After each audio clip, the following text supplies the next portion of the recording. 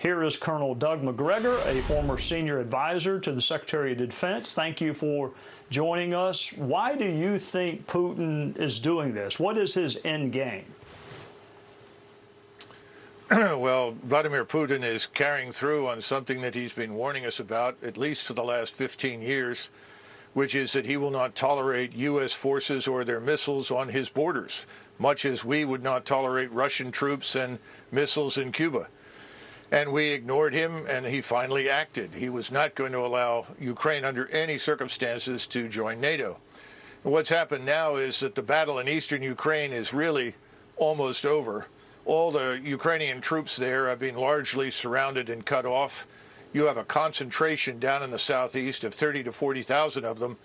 And if they don't surrender within the next 24 hours, I suspect that the Russians will ultimately annihilate them. That's why Zelensky is meeting with Putin's representatives right now. The game is over. And he's going to have to negotiate the best deal he can get. And we've already told him, the President of the United States has, that if he opts for neutrality for Ukraine, we'll back him. And I think that Vladimir Putin will do that for Western Ukraine. That is the Ukraine beyond the Dnieper River. But behind it in the east, where he is now, I'm not sure what he has planned there, whether he forms another republic, annexes it into Russia, because historically it has been Russian. But the territory west of Ukraine is not. He knows that, and he's happy to live with that as a neutral state. I am not a military expert. I'm not even an expert on geography. But if he takes Ukraine and Ukraine abuts Poland, then he's going to have a NATO country abutting him. So if that's what he doesn't want, then isn't he going to just have to keep going until he runs out of NATO countries? I guess I should say it again.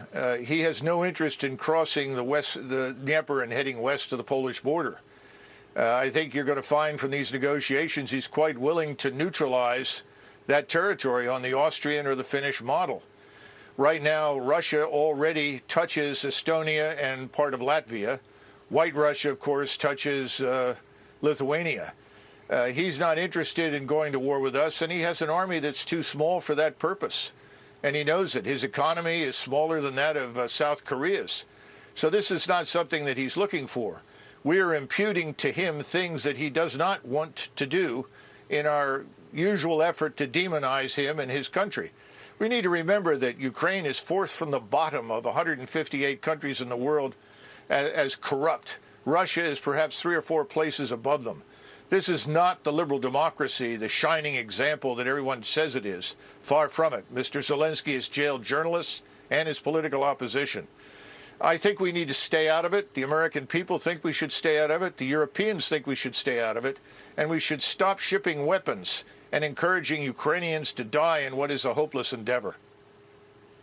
So when you say stay out of it, you mean no sanctions, no military aid, just let Russia take the portion of Ukraine they want to take? Yes, absolutely. I see no reason why we should fight with the Russians over something that they have been talking about for years. We simply chose to ignore it. And more important, the population there is indistinguishable from their own.